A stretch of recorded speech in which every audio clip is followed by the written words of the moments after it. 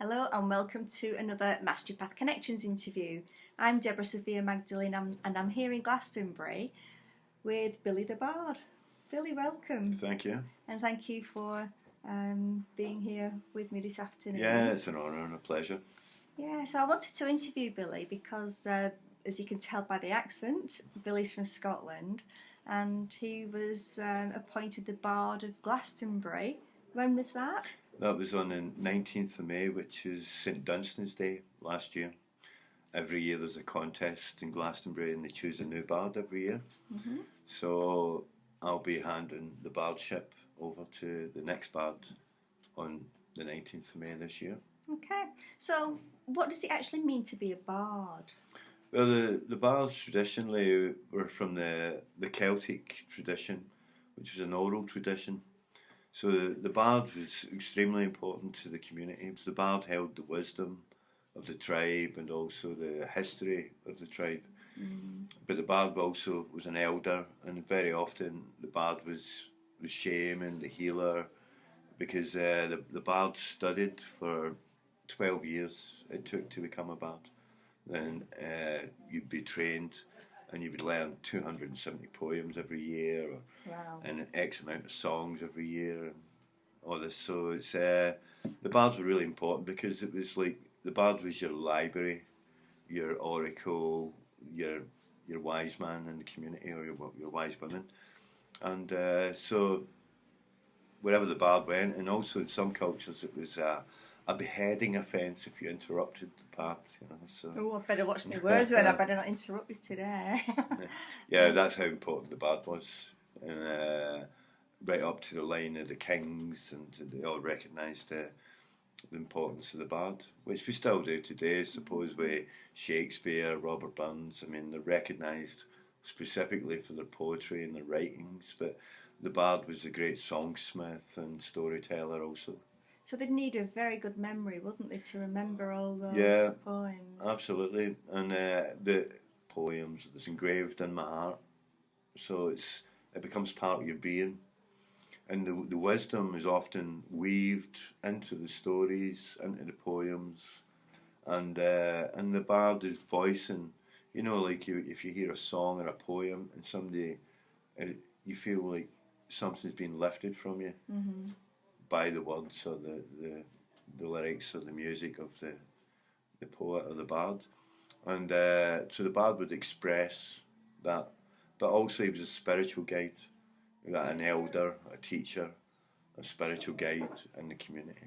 So is a bard aligned with a particular religion or like belief? Well, all through Celtic history really, and the Celtic tradition was many different tribes that came under that Celtic definition that we hold today, but the tradition goes back thousands of years, even pre-Celtic Christianity, but it went into the Celtic Christianity then, so yeah, it goes back thousands of years, and the bards were held in high esteem and great regard. If the bard went to a community, then everybody in that community wanted the bard to stay with them, and it was a great honour to have the bard there, and the whole community would gather to hear the bard speak. Does that still happen today? It still happens today a bit. I mean, the bards in the past never paid for anything. They were fed and taken care of wherever they were, and their wisdom and their words were part of that exchange. Yeah. And but it's still held today, and in Glastonbury, there's a lot of the community recognise the bard, and they understand the importance of the space in the community that you hold. Are there bards in other parts of the UK? Yeah, there's bards in many different towns, and I know there's a bard in Bath, and there's bards in Cornwall, and there's still bards in Wales, and yeah, so it's then the bards in modern times are pretty much going to be operating within the sphere of their local area. But the bards in ancient times would have travelled from towns to towns and taken that. And also like the the bards were called upon, say, back in ancient times, they would be called upon when there was the eve of a battle. The bards would be called upon to come and inspire the troops. And the word inspire comes from the Latin word inspiritus. And it also relates to respire, the breath of spirit, the life breath. So when you inspire somebody, you take them into spirit.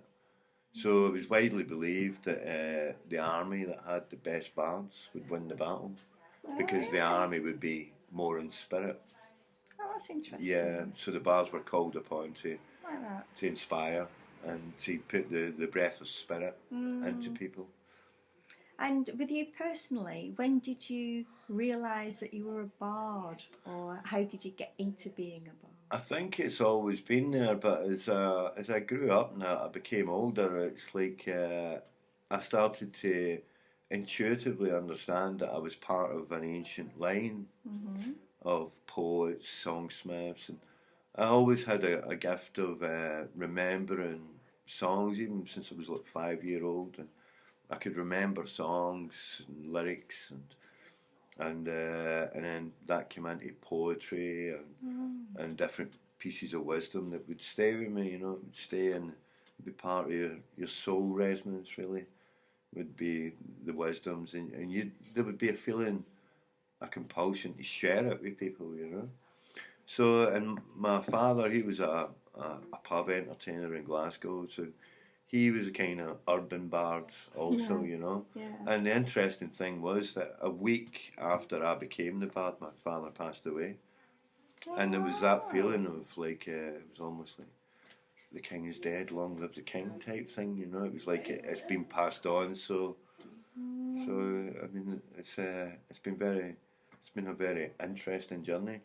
And so I was always doing bardic work. I was doing a lot of environmental activism in the 90s, where I created a network of musicians and poets all over Europe, East and West Europe. Yeah, and that we all wanted to do something for the environment and for the greater good. So I kind of led that charge, and we focused on the collective intention of all the other performers. So I was making very clear that we were doing something collectively for the greater good. So it wasn't about personal egos or anything. So, and you often find that brings out the best in people, and many rallied to the call, So I think we had about 200 people in the database that I could call upon, mobilise for actions, demonstrations. Yeah. We did tours and went through Bosnia when the war was on, and did a lot of anti-racist work in Germany when there'd been a spate of racist attacks and stuff like that. So it was about raising the consciousness and changing the vibration through the wisdom and consciousness of the bards. So it was always kind of there, and I was always doing that bardic work. Yeah. But it was really interesting when I came to Glastonbury, because I wasn't so aware of the bardic tradition they had here. But I was recognised in the community as a bard, and I'd shared some poetry some years previous with one of the elder bards, and he remembered that, and he told me the night before the theme was being announced, which was the night before the Spring Equinox, that they're announcing the theme tomorrow, Billy, you should come.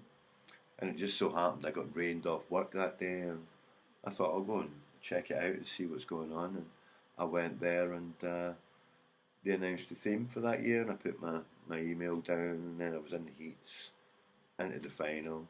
So it was really spirit led. I was kind of guided to become the Bard of Glastonbury, and it's a great honour and a great privilege. And also it's really great to be recognised by your community. So can anybody enter that? Anybody can enter the Bardic trials. And what was the reception that you got, being from Scotland and being the Bard of Glastonbury? Yeah, well, I was known as Billy the Celt. So I used to do my gigs, my performances as Billy the Celt, and I entered the Bardic contest as Billy the Celt. So I was always of that Celtic tradition, and it's varied. The response is varied. Some really acknowledge you and recognise you as part of the Celtic lineage of bards. Yeah. And you do encounter a bit of opposition here and there, you know. But for me, that opposition is from people who are buried in the past with their own entrenchment of what's been before, rather than embracing the new time that we step into. And so, handing over the bardship to the next bard, what's the process for that? Well, I organise the next competition, which will be the 19th of May in St Dunstan's Day. I choose the judges, I choose the theme, I'll announce the theme on the Spring Equinox at the monument, and I'll organise entertainment for it, and I've spoken to some of the other bards to do their performance. And we're also starting a Bardic College this year in Glastonbury, so the elder bards can be teaching younger bards coming through. So if somebody wants to be a bard, how can they get involved? Well, if they want to be the Bard of Glastonbury, they can come to the monument in Glastonbury at 12 o'clock on the Spring Equinox. And this is every year, the same Every date? year, yeah. And I'll be announcing the theme. And then whoever enters the competition, they have to go away and write something on that theme. Mm-hmm. When I became the bard, the theme was silence. So I had to compose poetry concerning silence, and which was a great bardic challenge, you know, for a wordsmith. It's like, I can imagine. So, but you're recognised by the other bards. When you become the bard, you're recognised by the other bards as being the top wordsmith in the town, the top poet, Do you storyteller. have to be good at English and, you know, like English literature? No, but your diction will be part of the criteria that you're judged on, you know. Mm-hmm. So you can be a natural poet with it, but it's you're a wordsmith, so you're pretty much in the realm of being pretty good with words anyway, and being good with English, you know. But, you know, I think some people had a bit of a reservation that the bard had an accent, you know. It got to come from somewhere. Yeah. I've got a Lancashire accent, but yeah, that's it. So, but I don't have a problem with that, you know. I mean, for me, being the bard is very much a daily business of sharing wisdom and poetry and songs and whatever heals and helps people or awakens. yeah. You know? Now, I want to ask you about the poetry. How does it come through to you? Do you get an idea, or do the words just appear? Or? It comes to me. I mean, for instance, just last night I was lying in my bed and these words were coming, and it's such a compulsion that you know you've got to get it down. Mm-hmm. And when I get that feeling, I just know I've got to capture it. Mm-hmm. And often I'll compose in my head, and it's ticking over and ticking over. But recently it's been coming quite urgently, so I get the feeling that I have to write, and regardless of where I am or what I'm doing, I need to just and I feel like it comes through me rather than from me. Yeah. So I don't really feel this is from me, and so I feel like I'm in service with that, and I'm more of a earthly antenna, or I'm the earthly delivery man. Yeah. I'm channeling from You're a wherever. wise soul. I've had the opportunity to speak with you on a few occasions, and we speak about that in the bardic thing. Is that the previous bard to me, who gave me the robes and the book and handed it over to me, she announced that she had seen the spirit of Alan coming through me when I was performing in the final. Mm-hmm. So there's a spirit light that passes through you, and also that seems to sit in your words when you've got the words. It resonates with people. People feel it. They go into it. So, Billy, I'd just like to say a big thank you for spending this time with me this afternoon and sharing wisdom about bards, which has certainly helped me to understand more of what, you know, the history and where it's come from. Yeah, an honour and a pleasure. Yeah, and if I'm in Glastonbury on St Dunstan's Day, I shall come down and check out the theme for the next. Yeah, well, it's I mean, it's great. apart from being great entertainment, there's such an array of great bards in Glastonbury. Yeah. So there's a lot of people with a lot to share and a lot to give. Yeah. And I feel like we're in a time when people are moving away from the technology and away from Facebook and things like that, and coming back round the table, around the Bardic fire, I call it, even if it's a metaphorical fire. Yeah. They're coming back to the Bardic fire, and they're starting to listen to the spoken word and coming back to hear the elders again. Yeah, because I mean, technology can be a real distraction, and it takes can. people away from spirit, really. Yeah, and it creates an artificial communication. So rather than people meeting up and having that personal contact, there's an artificialdom, and I've said hello to you, so we've had contact, but we haven't actually shared anything other than. Yeah. It's not like being face to face. No, it's just a hello on Facebook, and everybody has a kind of artificial personality on Facebook also. Well, I think there's a place for Facebook, but you know, it's about not getting addicted to it and using it for connections. You know. I've got a short poem about that technology and bardship, if you care for that. Go on then. When they leave their computers, throw Facebook aside, and head to the forest where the earth folk abide. When they part from the cyborgs and the spirit wheel turns, the elders await them where the bard's fire burns. When the soul's wings are spreading and the heart's language speaks, the hills roll towards you with their valleys and peaks. The wisdom of ancients buried there in the land, ancestral wisdom we can all understand. A family of humans sit by the hearth, nurturing soul fire, at one with the earth. So don't be afraid to answer that call with loving kindness, at peace with all. Beautiful. And on that note, we'll both say bye-bye. Thank you. Bye-bye. Go into your hearts and see what comes to you as well. Yeah, blessings, because when we listen with our hearts, we hear the song of creation. And when we speak with our hearts, the whole of creation hears our greatest truth. Thank you. Thank you.